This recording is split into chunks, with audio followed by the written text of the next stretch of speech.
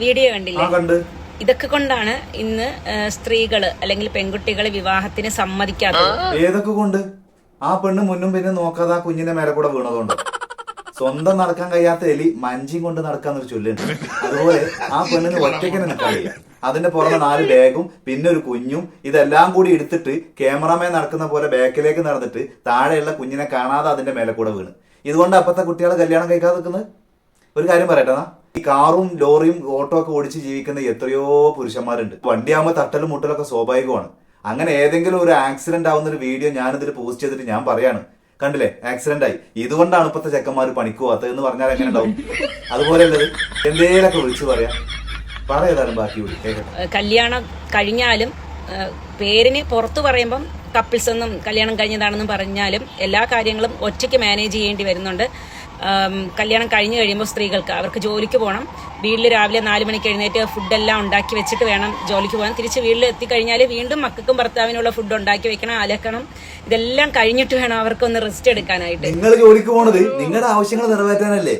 നിങ്ങൾക്ക് ഫൗണ്ടേഷൻ വേണം, ലിപ്സ്റ്റിക് വേണം, ഐഷാഡ് വേണം, മസ്കാര വേണം, ഉസ്കാര വേണം. ഈ സാധനങ്ങളൊക്കെ വാങ്ങിക്കാനല്ലേ? ഭാര്യ ജോലിക്ക് പോയിട്ട് സമ്പാദിച്ച പൈസന്ന് ഒരു 10,000 20,000 വീടിന്റെ ഏതെങ്കിലും ഒരു റിപ്പയർ വരുമ്പോ അതിന് ചോദിച്ചാൽ അറിയാം അതിന്റെ അവസ്ഥ. കൊടുക്കുന്നവരുണ്ടാവും, ഇല്ല എന്നല്ല. 1000-ലോ 10,000-ലോ 1-2 ഉണ്ടാവും, ഇല്ലേ? ഭാര്യ ജോലിക്ക് പോയിട്ട് 10 റുപ്യക്ക് ഒരു മത്തി വാങ്ങിച്ചു വന്നാല് അന്ന് ആ പൂച്ചക്കൊരു മുള്ളു വരെ കൊടുക്കില്ല.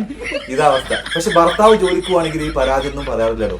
പണ്ട് കാലങ്ങളിൽ കഷ്ടപ്പെട്ട് തന്നെ അമ്മമാർ ഇത് ചെയ്തിരുന്നു. ജോലിക്കും പോവും, എല്ലാ കാര്യങ്ങളും നോക്കുകയും ചെയ്തിരുന്നു. പക്ഷെ പണ്ട് കാലത്ത് അമ്മമാര് ഏകദേശം ഒരു 40-50 വയസ്സ് കഴിയുമ്പോൾ തന്നെ എല്ലാരും മുട്ട് തേയ്മാനം, എല്ല് തേയ്മാനം ഒക്കെ ആയിട്ട് എല്ലാരും അസുഖക്കാരാവുമായിരുന്നു. പെണ്ണുങ്ങൾ ഈ ജോലിയൊക്കെ ചെയ്താല് ഒരു 40-50 വയസ്സാകുമ്പോഴേക്കും അവർക്ക് എല്ല് തേയ്മാനം വരും. ഒരു ആണായി ജനിച്ചാല് 10-20 വയസ്സ് മുതൽ അധ്വാനിക്കാൻ തുടങ്ങുക. അതിന് മുന്നേ അധ്വാനിക്കാൻ തുടങ്ങുന്നവരുണ്ട്.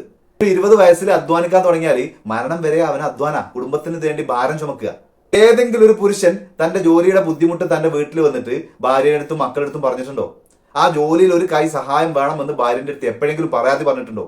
സോഷ്യൽ മീഡിയയിൽ ഏതെങ്കിലും തരത്തിലൊരു വീഡിയോ ഇട്ടിട്ടുണ്ടോ? ഞാൻ തന്നെ എല്ലാ ജോലിയും ഒറ്റയ്ക്ക് ചെയ്യണമെന്ന് പറഞ്ഞിട്ട് പുരുഷനത് ചെയ്യൂല. എന്തേ? ഈ എല്ല് തേയ്മാനം സംഭവിക്കാതിരിക്കാൻ എന്തേ പുരുഷന്മാർക്ക് എല്ലില്ലേ? ബോണസാ? ഹൈഷ്, വല്ലാത്ത ജാതിയില്ലേ?